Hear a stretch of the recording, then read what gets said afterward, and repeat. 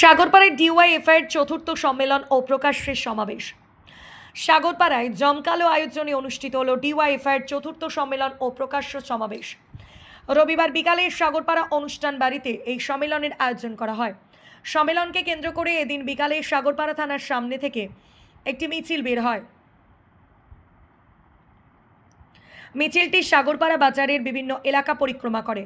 মিছিল থেকে এশায়ারে বাদ পড়া সকল ভোটারের নাম ভোটার তালিকায় অন্তর্ভুক্ত করা, এলাকায় শিল্প গড়ে তোলা এবং কর্মসংস্থানের দাবিতে স্লোগান ওঠে। পাশাপাশি ধর্মের নামে বিভাজনের রাজনীতির বিরুদ্ধে ঐক্যবদ্ধভাবে লড়াই করার আহ্বান জানানো হয়। মিছিল শেষে শুরু হয় সম্মেলন। সেখানে সাংগঠনিক বিভিন্ন বিষয় নিয়ে গুরুত্বপূর্ণ আলোচনা করেন উপস্থিত নেতৃবৃন্দ। বিজেপি ক্ষমতায় আসার আগে যে সমস্ত প্রতিশ্রুতি দিয়েছিলেন সেগুলি পূরণ করা হচ্ছে না, এই অভিযোগ তুলে আগামী দিনে আন্দোলন আরও জোরদার করার ডাক দেওয়া হয়। অন্নপূর্ণা যোজনা নিয়েও ক্ষোভ প্রকাশ করেন ডিওয়াইএফআই নেতৃত্ব। যোগ্য মহিলাদের দ্রুত অন্নপূর্ণা যোজনার তালিকায় অন্তর্ভুক্ত করার জোরালো দাবি জানানো হয়। সম্মেলনের শেষ পর্বে নতুন কমিটি গঠন করা হয়। কমিটিতে বেশ কিছু রদবদল হয়েছে। সাগরপাড়া লোকাল কমিটির নতুন সভাপতি নির্বাচিত হয়েছেন শিমুল শেখ। সম্পাদক পদে বহাল রয়েছেন মোহাম্মদ মনসুর হোসেন।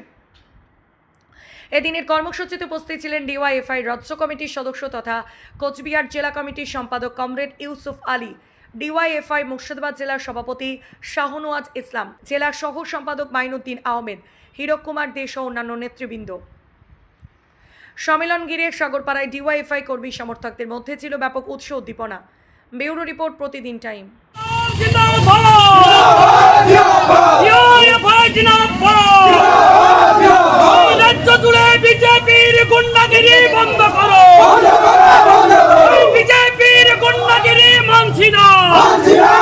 সম্মেলন থেকে বার্তা দেব, বর্তমানে যে রাজনীতি চলছে ভারতবর্ষে, যে বিভাজনের রাজনীতি চলছে, সাম্প্রদায়িক সম্প্রীতি নষ্ট করছে, একটা সংখ্যালঘু সম্প্রদায়কে টার্গেট করে বিজেপি যে রাজনীতি করছে, সেই রাজনীতির বিরুদ্ধে সমস্ত মানুষকে ঐক্যবদ্ধ হয়ে শিক্ষা, কাজ, কর্মসংস্থান, স্বাস্থ্য এবং বিভিন্ন জনমুখী যে প্রকল্প সেগুলো যেন প্রত্যেকে পায়, সেই সব নিয়েও লড়াই আন্দোলন করতে বলবো। আচ্ছা, যে নতুন কমিটি গঠন হবে, ভবিষ্যতে কীরকমভাবে কাজ করবে?